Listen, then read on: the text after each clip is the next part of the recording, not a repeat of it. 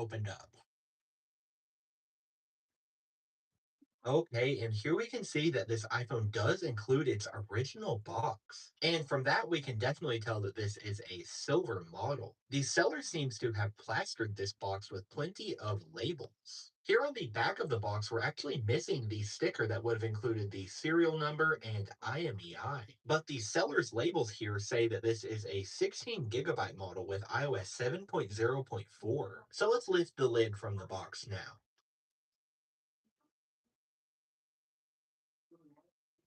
And here is that silver iPhone 5S. It's looking to be in pretty okay condition so far. And turning the device over, it looks like the screen, wow, is in really excellent shape. I'm really not seeing any scratches on this glass. And the rest of the device is looking really good with no major dents or nicks. Also, here in the box, it appears that the seller has included an Apple sticker from a newer iPhone model. And they've actually included a really old set of Apple earbuds. They do appear to be brand new, though. These earbuds actually shipped with the iPhone 4S and older. We have a 5-watt USB-A power adapter here that appears to have been slightly used. And lastly, we get a Lightning to USB-A cable. So now let's see if this iPhone has any battery power.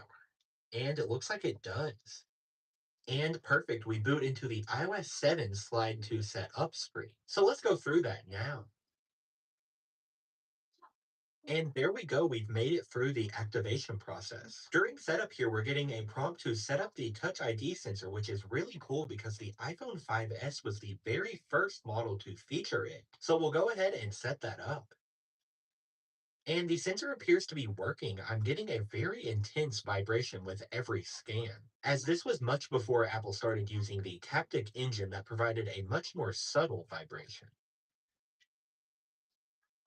And there we go. We are met with the iOS 7 home screen and a prompt to update to iOS 12. Let's go into settings and confirm which version of iOS 7 we have.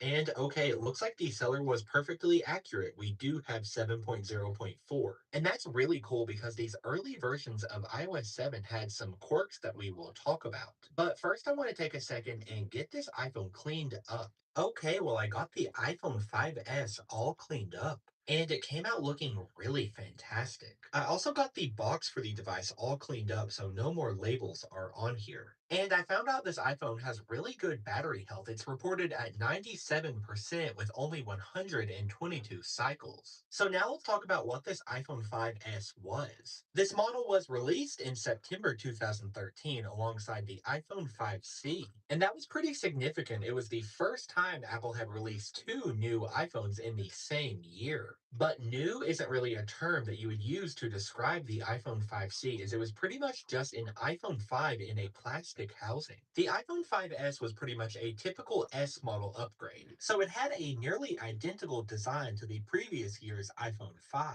but it brought a nice set of improvements as well as new features. So the big hallmark feature for this iPhone was the new Touch ID fingerprint sensor. It was really cool how Apple implemented this in the home button, and it made unlocking your iPhone so much faster than before. So you no longer had to take the time to input your 4-digit passcode every time you wanted to access your iPhone. I know it doesn't sound like that would take a lot of time, but it would definitely add up the more you unlock your device every day. Touch ID was also safer than using that 4-digit passcode. Another huge improvement for the iPhone 5S was its processor. So this was the first smartphone ever to be powered by a 64-bit processor, and that was using Apple's dual-core A7 chip clocked at around 1.3 gigahertz. It was really cutting edge at the time, and it provided a huge performance boost over the A6.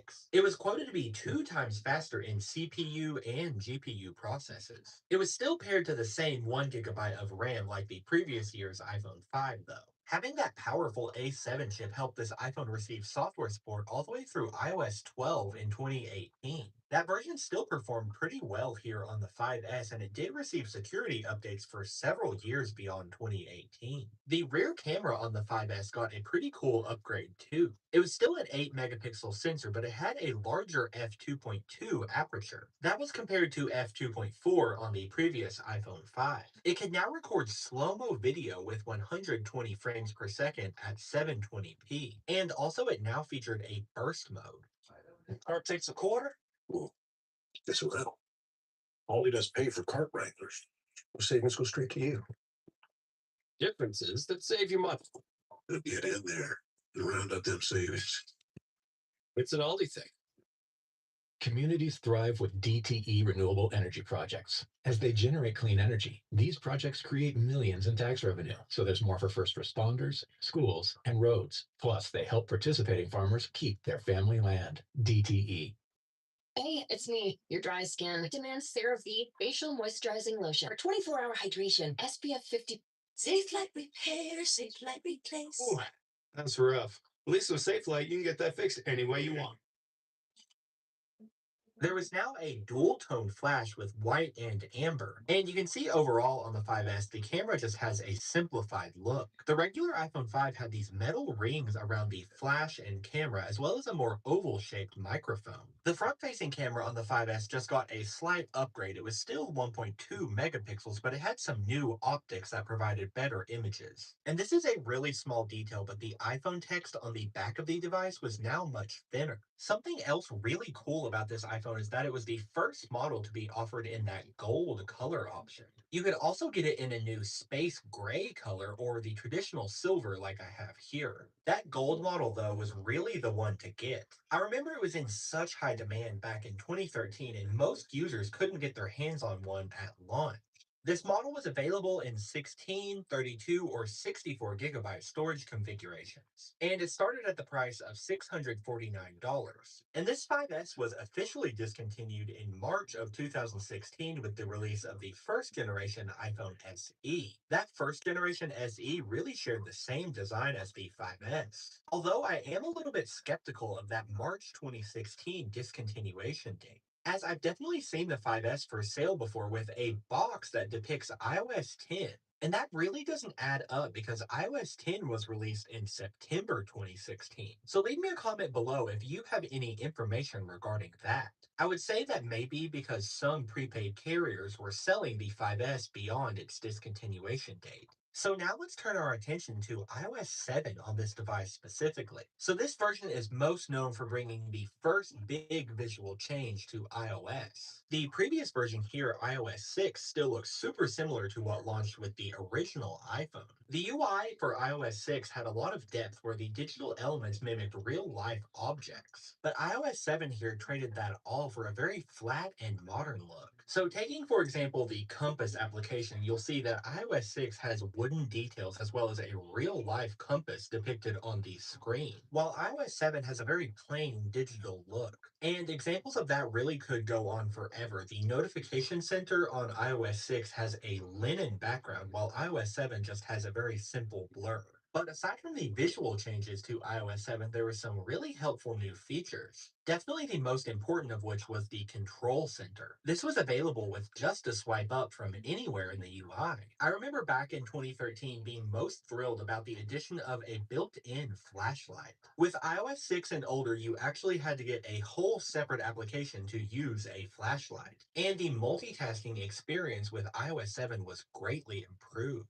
So you would now receive full screen previews of the applications. With iOS 4 through 6, you would only get a preview of the application icon. And with iOS 7, you could simply close applications by swiping them upward. On iOS 6, you had to hold down on them and then press these really small minus buttons. Something else I really enjoyed about iOS 7 was the addition of this slide back feature. This can be used in apps like Settings and Safari to quickly go back a page. And aside from all the translucent effects in iOS 7, there was also something else called parallax. And that was basically an effect that moved the wallpaper so it appeared that your application icons were floating. It's kind of hard to get that to come across, but hopefully you can see the effect I'm talking about. iOS 7 also had a new set of text tones and ringtones. I remember I thought these new sounds were so cool back when iOS 7 launched. I'm pretty sure I was rocking this popcorn text tone for quite a while. Also, on the topic of sounds, iOS 7 brought the new charging sound. Previously, with iOS 6, it sounded like this. I also want to take a look at the default wallpaper selection for iOS 7. So this dynamic category was all new. You could choose from 7 colors here, and they all provided these dots that would move when you would tilt the device. You also had a really cool selection of still images. There are actually 33 here to choose from, and I pretty much think each one looks incredible. A lot of these were nature themed, but there was a good selection of abstract images as well. This space image was, of course, the default, but there's so many other cool choices here. I've always really liked this one, and I've also always been drawn to this one. Leave me a comment below and tell me your favorite iOS 7 wallpaper. Another random iOS 7 tidbit is that the hands on the clock would now actually move according to the real time. With iOS 6, it was just always stuck on 10:15. I was in middle school when iOS 7 launched, and I remember really liking this feature. The bell system at my school was perfectly synced up, so I could watch this second hand on the clock, and the bell to switch classes would ring right when it hit the 12. iOS 7 brought the airdrop feature as well as iCloud keychain and the controversial activation lock. Unfortunately, the App Store no longer works on this version. It will still load content, but it unfortunately will not let you sign in to download the applications. Let's try out Siri on iOS 7. What were this week's MLB scores? There are 23 MLB games between yesterday and today. And okay, Siri still works here on iOS 7. That is really cool, but I think I wish the App Store would work instead. And one last thing I want to talk about with iOS 7 is the quirks of the earlier versions. So with iOS 7.1, Apple made quite a number of changes, leaving the older 7.0 versions to be a bit more special. And to demonstrate some of those changes, I'm bringing in my space gray iPhone 5S on iOS 7.1.2. Like I said, these changes were made in iOS 7.1, so they'll apply to that version as well as 7.1.1 and 7.1.2. And the differences for the